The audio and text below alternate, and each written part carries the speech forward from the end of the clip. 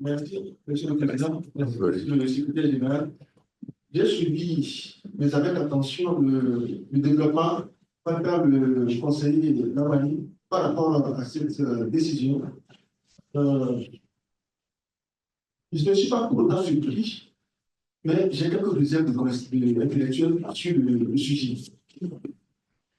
Le conseiller dit que la décision qui est prise l'a été par voie de comparaison à des décisions rendues par la Cour de cassation française. Il faut qu'il y ait une grosse prudence. Parce que la France et l'espace, tout au moins de l'UEMOA, ne partagent pas le même fond pénal en matière de blanchiment de capitaux. Il faudrait qu'on fasse grande attention.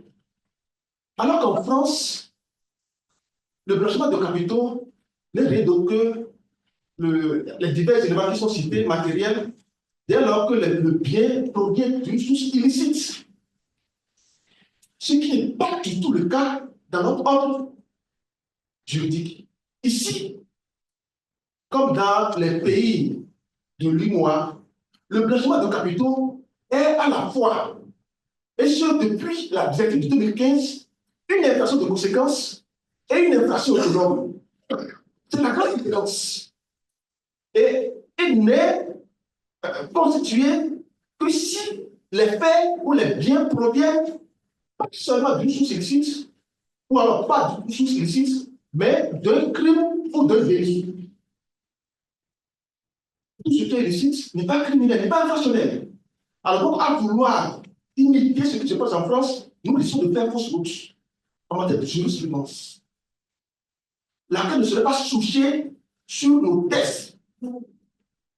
Du coup, avant 2015, les juges ont été manœuvrés sur le plan intellectuel, ce qui fait que depuis la directive de 2002 jusqu'à celle de 2015, aucune jurisprudence, aucune décision n'a été rendue dans l'espace du mois parce que simplement le poursuivant était tenu de démontrer que l'auteur sait que les biens blanchis proviennent d'un crime ou d'un délit.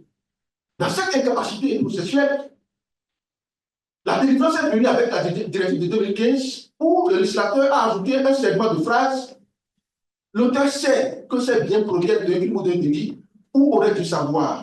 D'où le régime dualiste du blanchiment de capitaux qui demeurait naguère une infraction de conséquences et cette fois une infraction autonome. Les faits sous-jacents, c'est des faits différents et les faits de blanchiment de capitaux sont des faits également différents. Ce ne sont pas les mêmes faits. Donc, à vouloir prendre le blanchiment de capitaux et à faire subir le blanchiment de capitaux, les deux restrictions de l'infraction sous-jacente, nous allons commettre des erreurs. Bon.